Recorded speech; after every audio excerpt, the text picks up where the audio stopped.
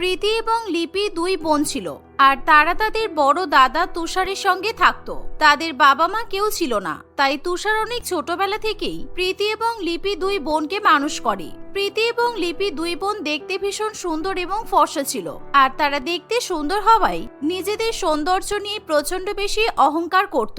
এমনকি তারা কালো মানুষদের একদমই পছন্দ করতে পারত না। একদিন তারা দুই বোন কলেজ থেকে বাড়ি ফেরার সময় প্রীতি বলে, এই লিপি, আমার না কোল্ড কফি খাওয়ার খুব ইচ্ছে করছে, চল আমরা ওই কফি শপে গিয়ে কোল্ড কফি খেয়ে আসি। এই গরমের মধ্যে ঠান্ডা ঠান্ডা কোল্ড কফি খেতে দারুণ লাগবে। এই বলে তারা দুই বোন এক বড় কফি শপে কফি খেতে চলে যায়। তারা দুজনেই কফি অর্ডার করে কফির জন্য অপেক্ষা করতে থাকে। কিছুক্ষণ পর এক ওয়েটার এসে তাদের দুই বোনকে কফি দিয়ে দেয়, কিন্তু সেই ওয়েটারকে দেখে লিপি এবং প্রীতি দুই বোন প্রচন্ড পরিমাণে রেগে যায়, কারণ সেই ওয়েটার দেখতে কালো ছিল। এই বাবা, ছি, কি কালো দেখতে ছেলেটা! এত বড় কফি শপে এরকম কালো ছেলেকে ওয়েটার হিসেবে কেন রাখা হয়েছে? এ বাবা, আমার তো এর মুখ দেখেই কফি খাওয়ার সব ইচ্ছা শেষ হয়ে গেছে। আমার তো একে দেখে ভীষণ ঘৃণা করছে। এরকম ছেলেকে কেউ এত বড় ক্যাফেটেরিয়াতে কাজে রাখে? এরকম কালো ছেলেদের তো বেশিরভাগ ক্ষেত্রে মিউনিসিপ্যালিটি ডিপার্টমেন্টের নোংরা পরিষ্কার করতে কিংবা ড্রেনের নোংরা পরিষ্কার করতেই দেখা যায়। এভাবেই প্রীতি এবং লিপি দুই বোন মিলে সেই ওয়েটারকে অপমান করতে থাকে, কিন্তু সেই ওয়েটার নিজের এরকম অপমান মেনে নিতে পারে না। ম্যাডাম, আপনারা কিন্তু এইভাবে আমাকে অপমান করতে পারেন না। আমি কালো বলে কি মানুষ নয়? আর তাছাড়া গায়ের রঙের সঙ্গে কি এসে যায়? আমি কিন্তু আপনাদের জন্য খুব ভালো মতোই কোল্ড কফি বানিয়েছি, খেয়ে দেখুন, বুঝতে পারবেন। আর তাছাড়া আমাদের কফি শপে সবচেয়ে বেস্ট কফি আমিই বানাতে পারি, বুঝেছেন? তোমার মতো কালো কাকের হাতে তৈরি কালো কোল্ড কফি আমরা কিছুতেই খাবো না। পুরো মুডটাই নষ্ট করে দিল। চলে যাও এখান থেকে। এই বলে প্রীতি এবং লিপি দুই বোন একে অপরকে ইশারা করে তাদের কোল্ড কফি সেই ওয়েটারের মুখে ছুঁড়ে দেয়। এখানে কফি খেতে আসাটাই আমাদের ভুল হয়েছে, অসভ্য ছেলে একটা। এরকম কালো লোকেদের কফি শপে আমরা আর কখনো আসবো না। চল দিদি। এই বলে দুই বোন রাগে গজগজ করতে করতে নিজেদের বাড়িতে ফিরে যায়। আর বাড়িতে গিয়ে তারা দেখে যে একজন কালো মহিলা তাদের ঘরবাড়ি পরিষ্কার করছে। প্রীতি এবং লিপি দুই বোন এই দেখে প্রচন্ড পরিমাণে অবাক হয়। এই, কে তুমি? তোমাকে কে ঢুকতে দিয়েছে বাড়িতে? বোন দেখ, এই বউটাও দেখতে কতটা কালো। ইস, ছি ছি ছি, কি ব্যাপার বলতো? আজকে সব কালো কালো মানুষদের সঙ্গে আমাদের দেখা হচ্ছে কেন? দিদি, আমার মনে হচ্ছে এই বউটাকে নিশ্চয়ই দাদা কাজে রেখেছে, কারণ দাদা কদিন আগে বলছিল একজন কাজের মেয়েকে রাখবে। কিন্তু এরকম কালো কাজের মেয়েকে আমরা কিছুতেই আমাদের বাড়িতে রাখবো না, কারণ এর কালো হাতের কোনো খাবারই আমরা খেতে পারবো না। আমাদের ভীষণ ঘৃণা লাগবে। এই, তুমি বেরিয়ে যাও এখান থেকে। তোমার মতো কালো মেয়েকে আমরা কাজে রাখতে পারবো না। আর তোমার চেনা পরিচিত দেখতে সুন্দর ফর্সা কোনো কাজের মেয়ে থাকলে তুমি আমাদের বাড়িতে পাঠিয়ে দেবে। তার বদলে তোমাকেও কিছু টাকা দেবো আমরা। এখন যাও এখান থেকে। ঠিক এমন সময় সেখানে প্রীতি এবং লিপির দাদা তুষার চলে আসে। বোন, তোরা এখনো পর্যন্ত চেঞ্জ হতে পারলি না বল? তোদেরকে আমি কতবার করে বলেছি কালো মানুষদের কখনোই তোরা অপমান করবি না, কিন্তু তোরা আমার কোনো কথা শুনিস না। আর তোরা কার সঙ্গে কথা বলছিস তোরা জানিস? এটা আমাদের বাড়ির কাজের মেয়ে নয়, এটা তোদের বৌদি মোহনা। আমি আজকেই মোহনাকে বিয়ে করে বাড়িতে নিয়ে এসেছি। তুষারের কথা শুনে তার দুই বোন একেবারে আকাশ থেকে পড়ে। কি, এই কালো মেয়েটাকে তুই বিয়ে করে নিয়ে এসেছিস? এটা তুই কিভাবে করতে পারলি দাদা? এই কালো মেয়েকে বিয়ে করার আগে তুই একবারও আমাদেরকে জিজ্ঞাসা করলি না তো? আমরা তো তোকে কতবার করে বলেছিলাম আমাদের জন্য ফর্সা সুন্দরী বৌদি নিয়ে আসতে। হ্যাঁ দাদা, এই কালো মেয়েটাকে আমাদের একদমই পছন্দ নয়। একে আমরা বৌদি বলে কখনোই মেনে নিতে পারবো না। তুই এখনই এই মেয়েটাকে এখান থেকে তাড়িয়ে দে, কারণ আমাদের ফর্সা বৌদি চাই। এরকম কালো বৌদি আমাদের চাই না দাদা। দুই বোনের মুখে এমন কথা শুনে তুষার খুবই রেগে যায়। তোদেরকে আদর দিয়ে দিয়ে আমি একবার বাদর করে ফেলেছি। কার সঙ্গে কিভাবে কথা বলতে হয় আর কোন মানুষকে কিভাবে সম্মান দিতে হয় তোরা এখনো পর্যন্ত শিখিসনি। মোহনার সঙ্গে আমার বিয়ে হয়ে গেছে, আর মোহনা এই বাড়ির বউ, তাই মোহনা এখান থেকে কোথাও যাবে না। আর মোহনা কিন্তু কোনো বস্তু নয় যে তোদের পছন্দ না হলে আমি এক্সচেঞ্জ করে অন্য কোনো বস্তু তুলে আনবো, বুঝেছিস? এই শুনে প্রীতি এবং লিপির কিছু বলার থাকে না। তারা রাগ দেখিয়ে নিজেদের ঘরে গিয়ে দরজা বন্ধ করে দেয়। মোহনা, তুমি দয়া করে আমার বোনদের কথাই কিছু মনে করো না। আমি জানি না আমার বোনগুলো কেন এরকম হয়েছে। ওরা কালো মানুষদের একদমই পছন্দ করতে পারে না, আর ওদের এই স্বভাবের জন্য আমি সবসময় ওদেরকে কথা শোনাই। ওদের হয়ে আমি তোমার কাছে ক্ষমা চাইছি। চিন্তা করো না তুষার, আমি তোমার বোনেদেরকে পরিবর্তন করে দেব। আমি ওদের এত ভালোবাসা দেব, দেখবে ওরা একদিন এই কালো বৌদিকেই পছন্দ করে ফেলবে। আর তাছাড়া আমি আমার ননদের কোনো কথাতেই কিছু মনে করিনি।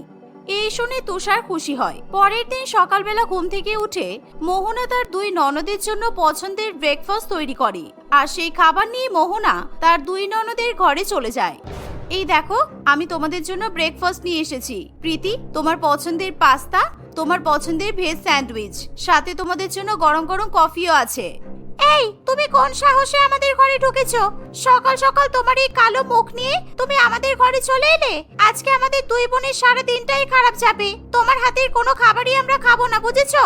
কারণ তোমাকে দেখেই আমাদের ঘৃণা করে। যাও এখান থেকে। আরে বোন, এর সঙ্গে এত ভদ্রগিরি দেখালে হবে না।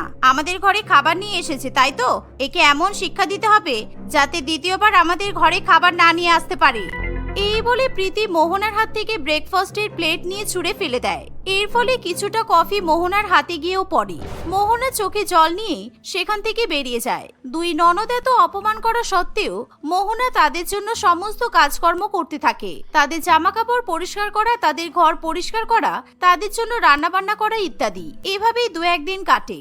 একদিন প্রীতি বাইরে থেকে বাড়িতে এসে প্রচন্ড ক্লান্ত হয়ে সোফার উপর বসে পড়ে। তার ভীষণ পরিমাণে মাথা যন্ত্রণা করায় সে চোখ বন্ধ করে তার বোনকে ডাকতে শুরু করে। বোন, কোথায় আছিস? একটু তাড়াতাড়ি আয় তো, আমার ভীষণ মাথা যন্ত্রণা করছে। আমার মাথাটা একটু টিপে দে না। কি রে বোন, তাড়াতাড়ি আয় না। সেই সময় লিপি বাথরুমে থাকায় প্রীতির কথা সে শুনতে পায় না। কিন্তু প্রীতির কথা শুনে সেখানে তার বৌদি মোহনা চলে আসে। মোহনা সোফার পেছনের দিকে দাঁড়িয়ে প্রীতির মাথায় মাসাজ করতে শুরু করে। লিপি চোখ বন্ধ করে থাকায় সে তার বৌদিকে দেখতে পারে না। কি আরাম! বোন, তুই এত সুন্দর মাসাজ করা কোত্থেকে শিখলি বলতো? এর আগে তো তুই কখনো এত ভালো মাসাজ করিসনি। সত্যি তোর হাতে কিন্তু জাদু আছে। আমার মাথা যন্ত্রণা পুরোপুরি ঠিক হয়ে যাচ্ছে। এই বলে চোখ খুলতেই প্রীতি সেখানে তার বৌদিকে দেখতে পায়। আর এই দেখে প্রীতি প্রচন্ড পরিমাণে রেগে যায়। এ বাবা, ছি! এতক্ষণ ধরে তুমি আমার মাথা টিপে দিচ্ছিলে? এ ছি ছি ছি ছি! তুমি তোমার এই কালো কালো হাত দিয়ে আমাকে স্পর্শ করলে। এখনই আমাকে ভালো করে সাবান মেখে স্নান করতে হবে, তা না হলে আমি তোমার মতো কালো হয়ে যাব। এই, তোমার সাহস কি করে হলো তুমি আমাকে স্পর্শ করলে? না, আসলে লিপি তো এখন বাথরুমে আছে আর তোমার মাথা যন্ত্রণা করছিল, তাই আমি ভাবলাম আমি নিজেই তোমার মাথাটা টিপে দিই। আজকে যা ভুল করেছো করেছো, এরপর কখনো তুমি আমাকে স্পর্শ করার চেষ্টা করবে না, কথাটা যেন মাথায় থাকে। এই বলে প্রীতি বাথরুমের দিকে চলে যায়। এই লিপি, তাড়াতাড়ি বাথরুম থেকে বেরিয়ে আয়। ওই কালো কাকটা আমাকে স্পর্শ করেছে, এখনই আমাকে ভালো করে স্নান করতে হবে। প্রীতির এরকম ব্যবহারে মোহনার ভীষণ খারাপ লাগে, কিন্তু তবুও সে কিছু বলতে পারে না। এভাবেই আরো 2-4 দিন কাটে। অনেক হয়েছে, আর নয়, কিছুতেই ওই কালো মেয়েটাকে সহ্য করা যাচ্ছে না। ওকে যে করেই হোক দাদার জীবন থেকে সরাতেই হবে। আচ্ছা লিপি, আমার মাথায় কিন্তু একটা দারুণ আইডিয়া এসেছে। আমরা যদি আমাদের সুন্দর সুন্দর বন্ধুদের দাদার পেছনে লাগিয়ে দিই তাহলে কেমন হয় বলতো? খুব ভালো হবে দিদি, খুব ভালো হবে। আমাদের সুন্দরী বন্ধুদেরকে বলবো দাদাকে পটানোর চেষ্টা করতে। আর আমাদের তো সব বান্ধবী দেখতে সুন্দরী আর ফর্সা, কেউ না কেউ নিশ্চয়ই দাদাকে পটিয়ে ফেলবে। তখন দেখবি দাদা এই কালো মেয়েটাকে ছেড়ে সুন্দরী ফর্সা মেয়েকে বিয়ে করে বাড়িতে নিয়ে আসবে। এভাবেই প্রীতি এবং লিপি দুই বোন নানান রকম ভাবে প্ল্যানিং করতে থাকে। পরের দিন থেকে প্রীতি এবং লিপি তাদের বেশ কয়েকটা বান্ধবীকে তুষারের পেছনে লাগিয়ে দেয়। তাদের মধ্যে কেউ কখনো তুষারের সঙ্গে ইচ্ছা করে গিয়ে ধাক্কা মারে, আবার কখনো স্কুটি নিয়ে তুষারের বাইকের পেছনে কেউ ফলো করতে থাকে। এরকমই একদিন নূপুর নামে প্রীতি এবং লিপির এক বান্ধবী স্কুটি নিয়ে তুষারের সামনে এসে দাঁড়ায়। ও মাই গড, আমার স্কুটিটা তো খারাপ হয়ে গেছে, এবার কি হবে? এই হ্যান্ডসাম, তুমি কি আমাকে একটু লিফট দেবে গো? আসলে আমাকে একটু আমার বাড়ি পর্যন্ত পৌঁছে দাও না। আসলে আই এম সো হেল্পলেস। তুমি তো দেখতেই পাচ্ছ আমার স্কুটিটা খারাপ হয়ে গেছে। হ্যাঁ, নিশ্চয়ই আমি তোমাকে সাহায্য করব, কারণ তুমি তো আমার বোনের মতোই। তুষারের কথা শুনে নূপুর প্রচন্ড পরিমাণে রেগে যায়। হেই ইউ, তোমার সাহস কি করে হলো তুমি আমাকে বোন বলছো? ফালতু ছেলে একেবারে। বাড়িতে দুটো বোন থাকতে বাইরেও বোন পাতাতে এসেছে। এই বলে মেয়েটি নিজের স্কুটি নিয়ে সেখান থেকে চলে যায়। আর দূরে দাঁড়িয়ে লিপি এবং প্রীতি সেই দৃশ্য দেখতে থাকে। এভাবে লিপি এবং প্রীতি অনেক চেষ্টা করলেও কিছুতেই কোনো সুন্দরী মেয়ে তুষারকে পটাতে পারে না। অনেক হয়েছে, এভাবে হবে না। এবার একটাই উপায় আছে, আমাদের কালো বৌদিকে সোজা উপরে পাঠিয়ে দিতে হবে। তবেই আমরা আমাদের দাদার জীবনে অন্য কোনো সুন্দরী ফর্সা মেয়েকে নিয়ে আসতে পারবো। কারণ যতদিন ওই কালো পেচিটা বেঁচে থাকবে ততদিন দাদা অন্য কোনো মেয়ের দিকে তাকাবে না। আমাদেরকে এবার বড়সড় কোনো প্ল্যানিং করতে হবে। পরের দিন প্রীতি এবং লিপি দুই বোন মোহনার কাছে গিয়ে বলে, বৌদি দেখো বাইরে কত সুন্দর ওয়েদার। এই গরমের মধ্যে বৃষ্টি হলে কত ভালো লাগে বলো। বৃষ্টি হওয়ার পর ওয়েদারটা একদম ঠান্ডা ঠান্ডা হয়ে গেছে। চলো আমরা তিনজনে ছাদে যাই, ছাদে গিয়ে আমরা ঠান্ডা ঠান্ডা হাওয়া খেয়ে আসি। প্রীতির কথা শুনে মোহনা খুবই খুশি হয়, কারণ আজকে প্রথমবার প্রীতি এবং লিপি তাকে বৌদি বলে ডাকে। এর ফলে মোহনা মনে মনে ভাবে তার দুই ননদ হয়তো তাকে বৌদি হিসেবে স্বীকার করেছে। তাই মোহনা খুশি মনে দুই ননদের সঙ্গে ছাদে চলে যায়। ছাদে যাওয়ার পর প্রীতি এবং লিপি দুজনেই মোহনার দুই হাত চেপে ধরে। তুমি কি ভেবেছো আমরা তোমাকে বৌদি হিসেবে মেনে নিয়েছি? একদমই নয়। তোমার মতো কালো পেচিকে আমরা কিছুতেই সহ্য করতে পারছি না। আজকে তোমাকে আমরা এই ছাদের উপর থেকে সোজা নিচে ফেলে দেব, তারপর একটা সুন্দরী ফর্সা মেয়েকে আমাদের বৌদি করে নিয়ে আসবো। তোমার মতো কালো বৌদি আমাদের কিছুতেই চাই না। এটা তোমরা কি করছো? দয়া করে এরকম করো না, আমাকে ছেড়ে দাও। তোমরা আমার হাতটা ছাড়ো, আমাকে যেতে দাও। প্রীতি এবং লিপি কোনোভাবেই মোহনাকে ছাড়ে না। তারা মোহনাকে টেনে টেনে ছাদের একেবারে ধারের কাছে নিয়ে চলে যায়। আর ঠিক এমন সময় তুষার সেখানে চলে আসে। তুষারকে দেখে তার দুই বোন প্রচন্ড ভয় পেয়ে যায়। আর তুষার রেগে গিয়ে প্রীতি এবং লিপি দুই বোনকেই ঠাস ঠাস করে দুটো চড় মারে। ছি, তোরা যে আমার বোন হয়ে এতটা নিচে নেমে যাবি আমি কখনোই ভাবিনি। আমি চাইলেই কিন্তু এখনই তোদের দুই বোনকে পুলিশের হাতে তুলে দিতে পারি। তোরা আমার বউকে মেরে ফেলার চেষ্টা করলি। দাঁড়া, আমি এখনই পুলিশকে ফোন করছি। না না তুষার, এরকম করো না। বাড়ির মেয়েদেরকে যদি পুলিশে নিয়ে যায় তাহলে আমাদের মান সম্মান থাকবে না। এদেরকে এদের মতোই ছেড়ে দাও। তবে আমার পক্ষে আর এই বাড়িতে থাকা সম্ভব হবে না। আমি মায়ের মতো করে এদের দুজনকে ভালোবাসা দেওয়ার চেষ্টা করেছি, কিন্তু এরা কখনোই আমার কোনো মূল্য দেয়নি। আর নাইবা কখনো এরা আমার মূল্য বুঝবে। তাই আমরা আজকে এখান থেকে চলে যাব। দাদা এবং বৌদির মুখে এমন কথা শুনে প্রীতি এবং লিপি দুজনেই নিজেদের ভুল বুঝতে পারে। আর তারা দুজনেই কাঁদতে কাঁদতে হাত জোড় করে ক্ষমা চাইতে শুরু করে। দাদা বৌদি, তোমরা আমাদেরকে ক্ষমা করে দাও। আমরা সত্যিই খুব অন্যায় করেছি। আমরা আর কখনো বৌদিকে কোনো রকম ভাবে অপমান করব না। আমরা বুঝতে পেরেছি মানুষকে কখনোই গায়ের রং দিয়ে বিবেচনা করা উচিত নয়। বৌদি, দয়া করে আমাদেরকে ছেড়ে যেও না বৌদি। তোমরা ছাড়া আমাদের আর কে আছে বলো? প্রীতি এবং লিপির মধ্যে এমন পরিবর্তন দেখে তুষার এবং মোহনা দুজনেই খুশি হয়। তাই তারা দুই বোনকে ক্ষমা করে দেয়। সেদিনের পর থেকে প্রীতি এবং লিপি তাদের বৌদির সঙ্গে খুবই ভালো ব্যবহার করে। তারা আর কোনো রকম ভাবে মোহনাকে অপমান করার চেষ্টা করে না। এভাবেই মোহনা তার দুই ননদের সঙ্গে হাসি খুশি বসবাস করতে থাকে। স্কুল ছুটি হয়ে যাওয়ার পর বেবি খুবই খুশি মনে বাড়িতে ফিরে আসে। তার মা উষা দেবী তাকে ভীষণ পরিমাণে খুশি হতে দেখে খুবই অবাক হয়। সে তার মেয়ের খুশির কারণ কিছুতেই বুঝতে পারে না। তুই আজকে এত লাফাচ্ছিস কেন? কি হয়েছে? স্কুলে কি কোনো কাণ্ড ঘটিয়েছিস? দিনে দিনে তুই এত দুষ্টু হয়ে যাচ্ছিস যে তোকে নিয়ে আমি আর পারছি না সত্যি। মা, তুমি সবসময় আমাকে ভুল বোঝো। আমি স্কুলে কোনো কাণ্ড ঘটাইনি। স্কুল থেকে আসার পথে দেখি পাড়ার মোড়ে একটা ডিম কারি আর ভাতের দোকান বসেছে, আর সেখানে 5 টাকায় ডিম ভাত পাওয়া যাচ্ছে। আমি সেই দেখে খুবই খুশি হয়েছি। ডিম কারি আর ভাত দেখে তুই এত খুশি হচ্ছিস কেন? আমি তো সেটাই বুঝতে পারছি না রে। কারণ তুই তো ডিম ভাত খেতে ভালোবাসিস না, আর ডিম আনলে তুই ছুঁয়ে পর্যন্ত দেখতে চাস না। তাহলে আজকে হঠাৎ করে তোর কি হলো? আজকে স্কুলে একটা দারুণ ঘটনা হয়েছে, তোমাকে বলছি শোনো তাহলে। আজকে সকালবেলা বেবি স্কুলে গেলে তাদের নিউট্রিশন টিচার স্বপন বাবু এত সুন্দর করে পড়া বোঝায় যে সকলেরই তার ক্লাস করতে ভীষণ পরিমাণে ভালো লাগে। স্বপন বাবু সেই দিন ডিম খাওয়ার উপকারিতা এবং অপকারিতা সম্বন্ধে সকল ছাত্র ও ছাত্রীদেরকে বোঝাতে শুরু করে। কিন্তু বেবি যেহেতু ডিম একেবারেই খেতে পছন্দ করে না, তাই তার সেই ক্লাসটা করতে ভালো লাগে না। সেই কারণে সে শৌচালয়ে যাওয়ার অজুহাতে স্বপন বাবুর ক্লাস থেকে বেরিয়ে যেতে চায়। বেবি, তোমার চোখ মুখ দেখে তো বোঝা যাচ্ছে তুমি একেবারেই ডিম খেতে পছন্দ করো না। কারণ সব ছাত্রছাত্রীরাই মনোযোগ দিয়ে আমার পড়া শুনছে, কিন্তু তুমি তো অমনোযোগী হয়ে উঠেছো। আপনি ঠিক ধরেছেন স্যার। ডিমের আষ্টে গন্ধ আমার একদম ভালো লাগে না। তাই মা ডিম কারি আর ভাত রান্না করলে আমি কিছুতেই খেতে চাই না। আর ডিম খেলে কি হয়? কিছুই হয় না। তোমায় কে বলেছে ডিম খেলে কিছুই হয় না? প্রত্যেকদিন তুমি যদি একটা করে ডিম সিদ্ধ খাও তাহলে তোমার শরীরে অনেক প্রোটিন যাবে, আর তুমি অনেক অনেক শক্তিশালী হয়ে উঠবে। কেউ তোমাকে হারাতে পারবে না। তাই আজকে থেকে বাড়ি গিয়ে রোজ একটা করে ডিম সিদ্ধ খাওয়া অভ্যাস করবে, বুঝেছো? স্বপন বাবুর কথা শুনে বেবি প্রভাবিত হয়, কারণ সে ছোটবেলা থেকেই সকলের থেকে বেশি পরিমাণে শক্তিশালী হতে চাইতো। তাই সে মনে মনে ঠিক করে যে আজকে থেকে বাড়ি যাওয়ার পর সে সব সময় ডিম কারি এবং ভাত খাবে। তাই সে যখন তাদের পাড়ার মধ্যে 5 টাকা ডিম কারি আর ভাতের দোকান দেখতে পায়, তখনই সে ভীষণ পরিমাণে আনন্দিত হয়ে বাড়িতে ফিরে আসে। যাক, ভালো হয়েছে, তোর স্যারের জন্য তোর শুভ বুদ্ধি উদয় হয়েছে। আমি খুব খুশি হয়েছি। তুই হাত মুখ ধুয়ে ফ্রেশ হয়ে নে, তারপর আমি আর তুই 5 টাকার ডিম কারি আর ভাত খেয়ে আসবো। এই বলে উষা দেবী স্নান করতে চলে যায় এবং বেবি স্কুলের জামা কাপড় ছেড়ে হাত মুখ ধুয়ে তারা দুজনে মিলে পাড়ার মোড়ে 5 টাকার ডিম কারি এবং ভাত খেতে চলে যায়। সেখানে প্রচুর পরিমাণে ভিড় দেখে তারা ডিম কারি ও ভাত খাওয়ার জন্য লাইনে দাঁড়িয়ে পড়ে। কিছুক্ষণ পর তারা দোকানের সামনে চলে আসে এবং 5 টাকা দিয়ে ডিম ভাত নিয়ে নেয়। ডিমের ঝোল দিয়ে ভাত মেখে খেয়ে বেবির ভীষণ পরিমাণে ভালো লেগে যায়। মা, আমার ডিম কারি আর ভাত খেয়ে খুব ভালো লেগেছে।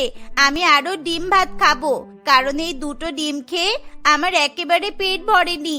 চলো আমরা আবার লাইনে দাঁড়িয়ে পড়ি। সে কি রে, দুটো ডিমের ঝোল দিয়ে ভাত খেয়ে তোর পেট ভরেনি? তোদের স্যার দিনে 1টা করে ডিম খেতে বলেছে, আর তুই সেই জায়গায় 2খানা ডিম খেয়ে নিলি। তার উপর আবার ডিম খাবি? এত ডিম খেলে তো শরীর গরম হয়ে যাবে। প্রত্যেকদিন 1টা ডিম খেয়ে যদি শক্তিশালী হওয়া যায়, তাহলে আমি তো রোজ 100টা করে ডিম খেয়ে নেব। তাহলে আমি 100 গুণ বেশি শক্তিশালী হয়ে যাব, আর আমাকে কেউ হারাতে পারবে না। কেউ যদি আমার সাথে বদমাইশি করতে আসে, তাহলে আমি তাকে মেরে উড়িয়ে দিতে পারবো। বেবি তার মায়ের কথা কিছুতেই শুনতে চায় না এবং সে আবার ডিম ভাত খাওয়ার জন্য লাইনে দাঁড়িয়ে পড়ে। এভাবে সে বারবার অনেকগুলো ডিম খেয়ে ফেলে। লাইনে দাঁড়ানো বাকি লোকেরা ভীষণ পরিমাণে বিরক্ত বোধ করে। ও দিদি ভাই, আপনার এই খাউকুটি মেয়েকে বাড়িতে নিয়ে যান। কখন থেকে দেখছি ও ডিম ভাত খেয়েই যাচ্ছে। একটুখানি বাচ্চা মেয়ে যদি এইভাবে ডিম খেতে থাকে, তাহলে আমরা ডিম খাবো কোথা থেকে? 5 টাকা ডিম ভাতে এই মেয়েটা সব শেষ করে দেবে তো। শুনুন কাকু, বেশি বকবক করলে আপনি যে ডিমটা নেবেন সেই ডিমটাও কিন্তু আমি খেয়ে নেব। তাই চুপ করে থাকুন।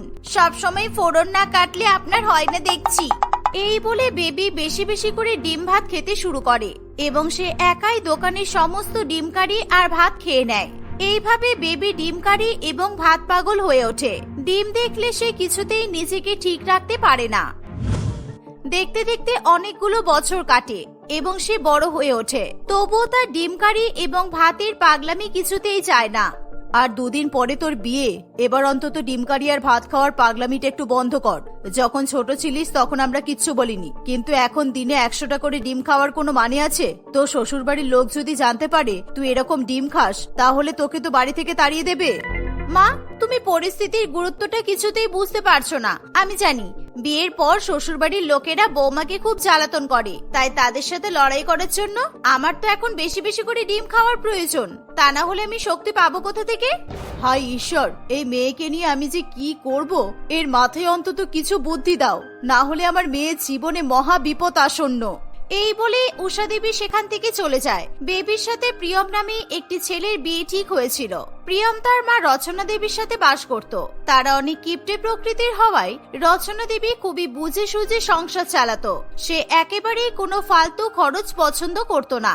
তাদের বেবিকে দেখে ভীষণ পরিমাণে পছন্দ হওয়ায় তারা বেবির সঙ্গে তাদের ছেলে প্রিয়মের বিয়েটা ফাইনাল করে দেয় এবং কিছুদিনের মধ্যেই খুবই ধুমধাম করে তাদের বিয়ে সম্পন্ন হয়।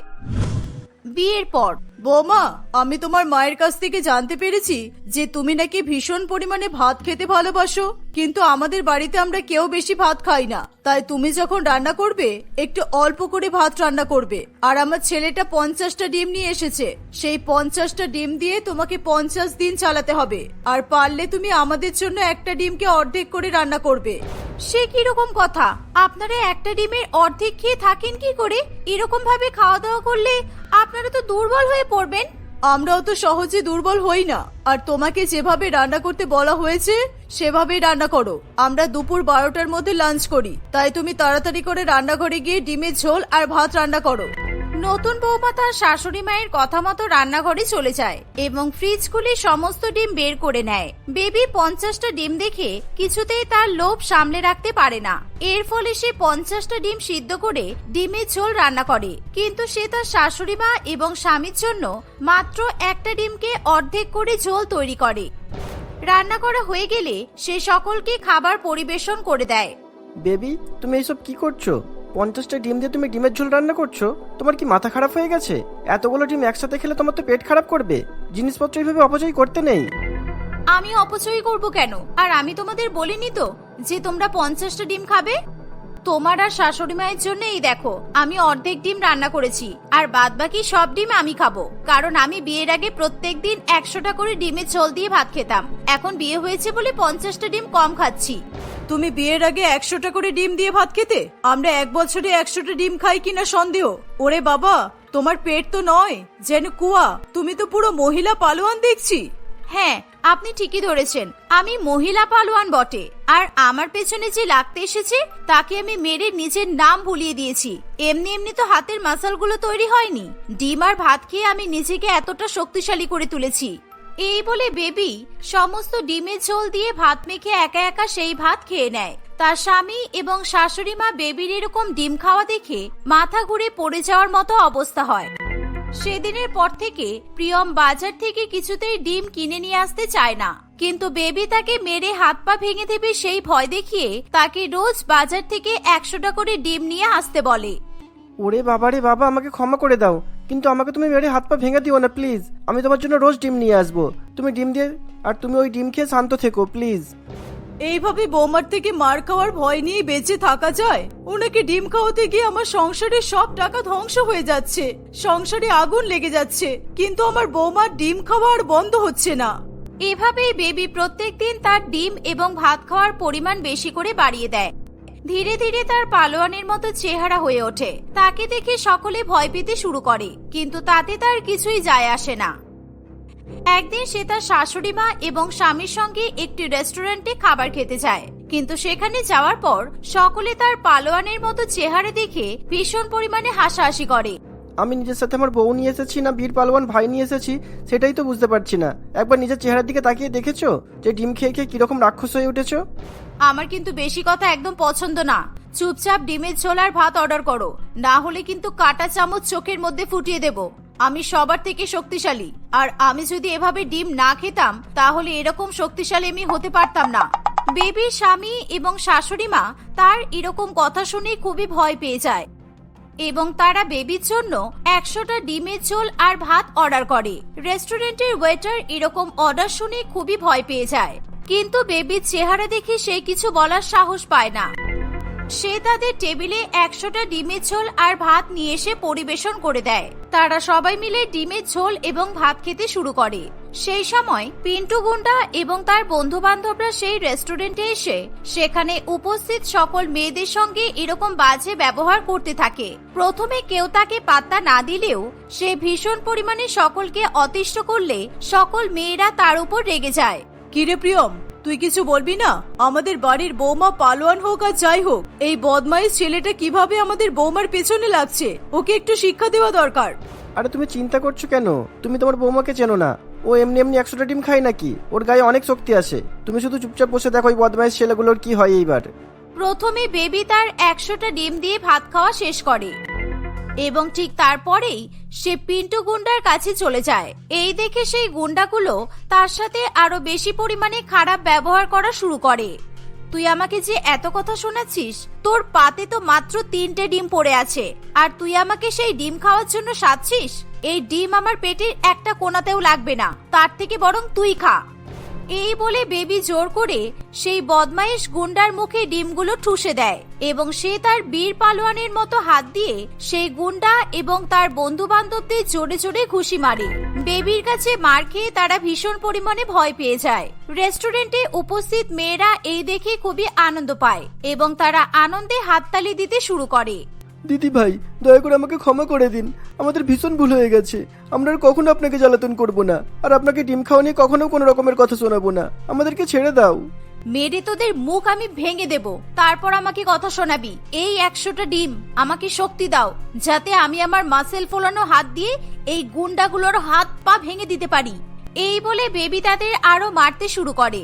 রেস্টুরেন্টে এরকম অরাজকতা দেখে সেখানকার মালিক পুলিশকে ফোন করে সব জানিয়ে দেয় এবং পুলিশ সেখানে এসে পরিস্থিতি সামাল দেওয়ার চেষ্টা করে। পুলিশ সেই বদমাইশ গুন্ডা এবং তার বন্ধু বান্ধবদের ধরে নিয়ে চলে যায়। পুলিশ অফিসার বেবির এরকম সাহস দেখে খুবই প্রসন্ন হয়।